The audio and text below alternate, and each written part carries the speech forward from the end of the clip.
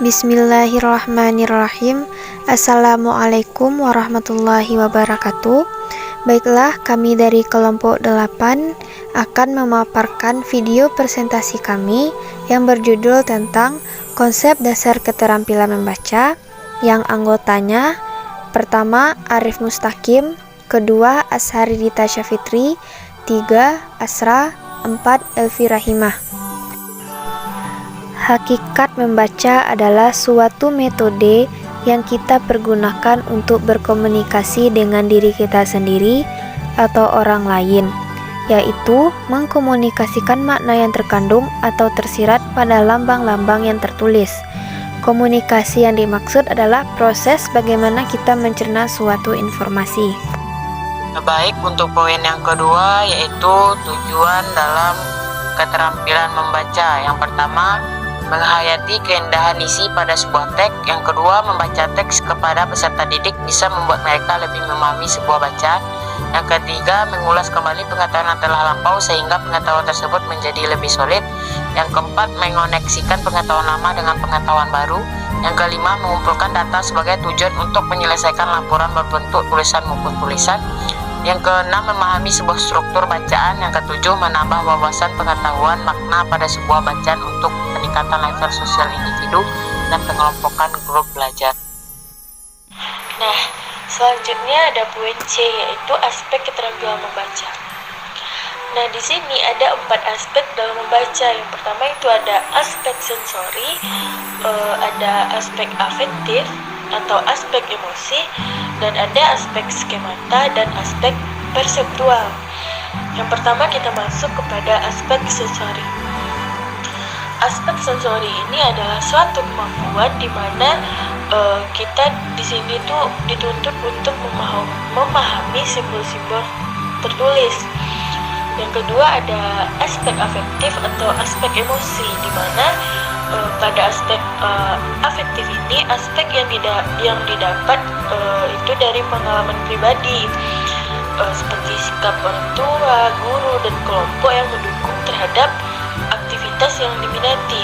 Yang ketiga itu ada aspek skemata, di mana aspek ini adalah salah satu aspek penting yang menentukan keberhasilan siswa dalam membaca, di mana aspek skemata ini merupakan struktur pengetahuan abstrak yang disimpan secara hierarkis dalam otak.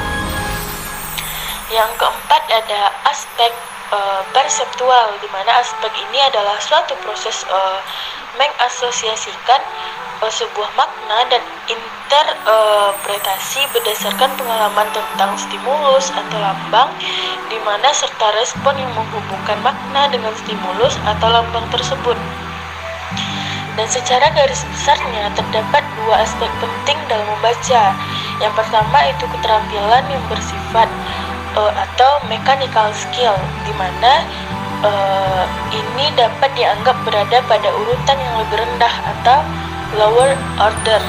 Dan aspek ini mencakup yang pertama seperti pengenalan bentuk huruf, yang kedua pengenalan unsur-unsur linguistik seperti fenom atau grafem atau kata, frase, pola, clause atau kalimat, dan lain-lainnya.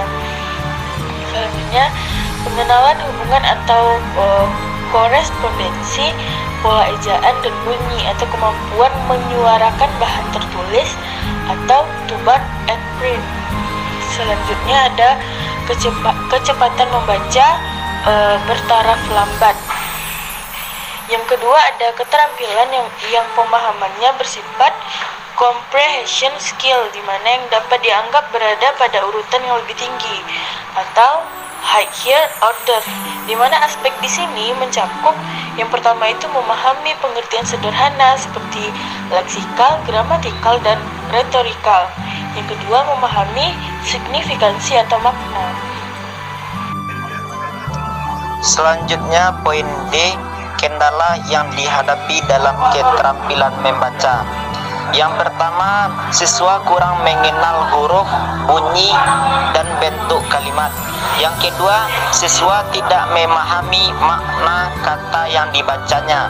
Yang ketiga, adanya perbedaan dialek siswa dengan pengucapan bahasa Indonesia yang baku. Yang keempat, siswa terlalu cepat membaca karena kemungkinan perasaannya tertekan. Yang kelima, siswa bingung meletakkan posisi kata.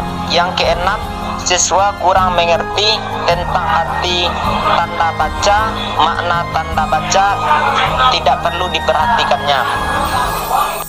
Untuk selanjutnya yang E yaitu ruang lingkup keterampilan membaca. Yang pertama pengenalan kata, yaitu bentuk huruf, persamaan atau perbedaan huruf, tanda baca, konfigurasi sama dengan perpaduan konsonan dalam kata. Yang kedua analisis kata. Yang A, analisis bentuk kata sama dengan persamaan atau perbedaan kata. Analisis struktural sama dengan persekutuan kata dasar atau imbuhan tata bahasa. Yang B, analisis kontekstual sama dengan penggunaan sinonim pemakanan. Yang C, analisis fonik pemaknaan pengucapan konsonan. Yang ketiga, pemahaman isi bacaan. Yang A, kemampuan lateral sama dengan pengungkapan kembali fakta, ide pokok dan urutan. Yang B, keterampilan interpretatif dan penyimpulan, meringkas, memprediksi dan arti kiasan. Yang C, keterampilan kritis sama dengan penilaian isi, pencekan kebenaran.